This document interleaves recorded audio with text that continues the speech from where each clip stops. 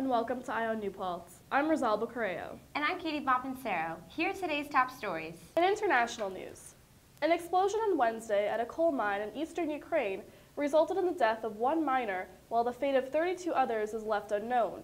The explosion occurred just before 6 a.m. local time, when there were 230 people at the mine. Of those, 157 were evacuated in the starting hours after the blast, and 14 people were left injured. The website of the pro-government Donetsk Regional Authority said 50 people were 1,200 meters underground at the time of the methane blast. Speaking at a cabinet meeting, Prime Minister Arseniy Yatsenyuk accused the pro-Russian separatists who control the area of denying Ukrainian rescue teams access to the site. A methane explosion in the same mine in 2007 killed 101 miners, while a similar incident that year left 52 more injured.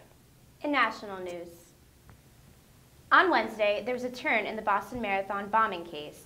Dzhokhar Tsarnaev's attorney Judy Clark made one thing clear during her opening statement of the trial: he did it. However, the trial must continue because there is a disagreement over why Tsarnaev did it.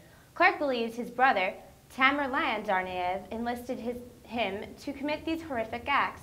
However, Dzhokhar is accountable for carrying the pressure of Cooker bombs on April 15, 2013, and placing them near the finish line. He was also there when a police officer was killed and was involved in a shootout with police. Both sides presented varying views of why Dzhokhar Tsarnaev carried out the attacks.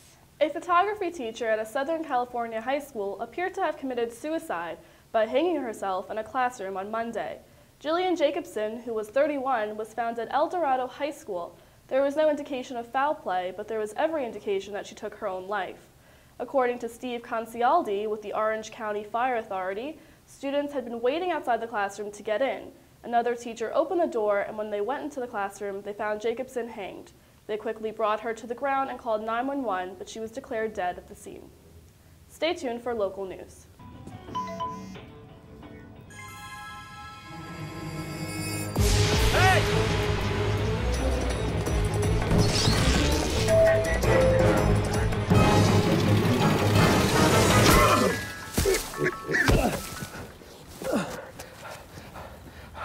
So, same time next week?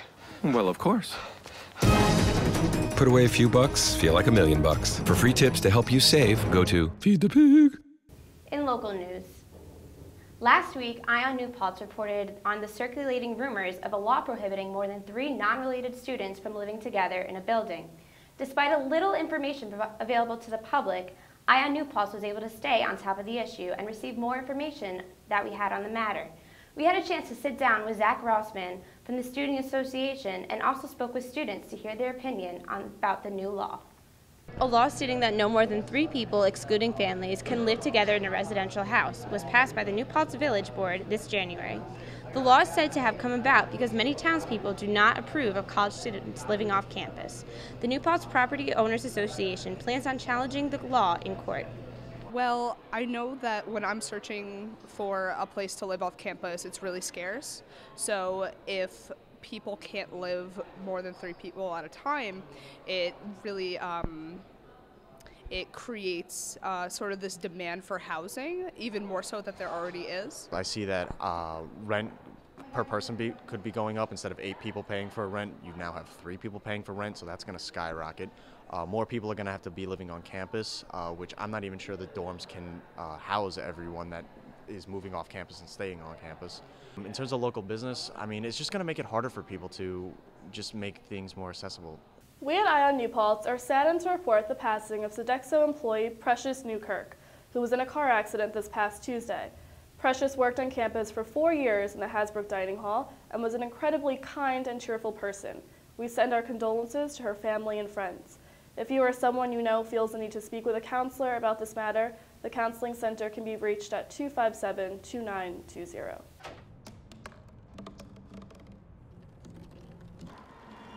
Everybody has a dream.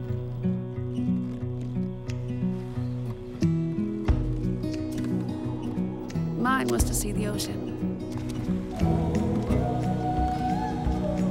And with a little help, I made it.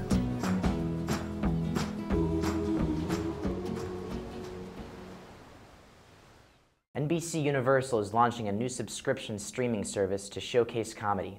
This service, set to launch later this year, will likely cost around $3 a month, allowing users to stream full episodes of Saturday Night Live, The Tonight Show, and other things you can already watch on Hulu.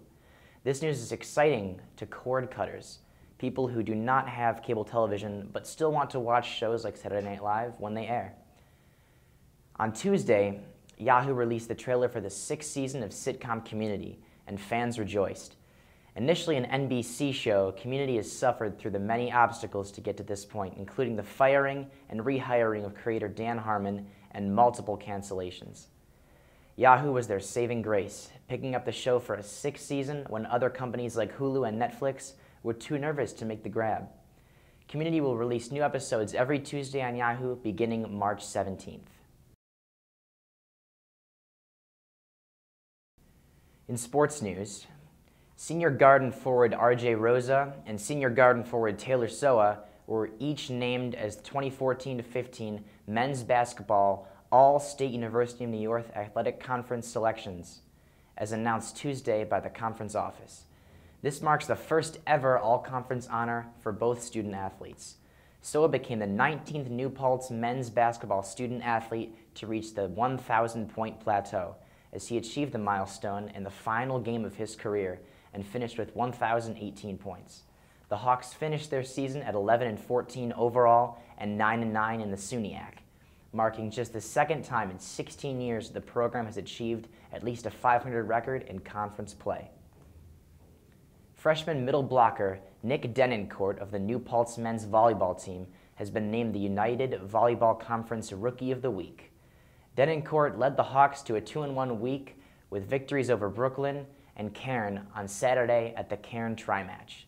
The Hawks are 8-3 overall, and New Paltz will take on a number 6 seed Nazareth and Vassar in Poughkeepsie on Saturday, March 7th. That's all for this week's news. Thank you for joining us, and tune in next week for your latest New Paltz news.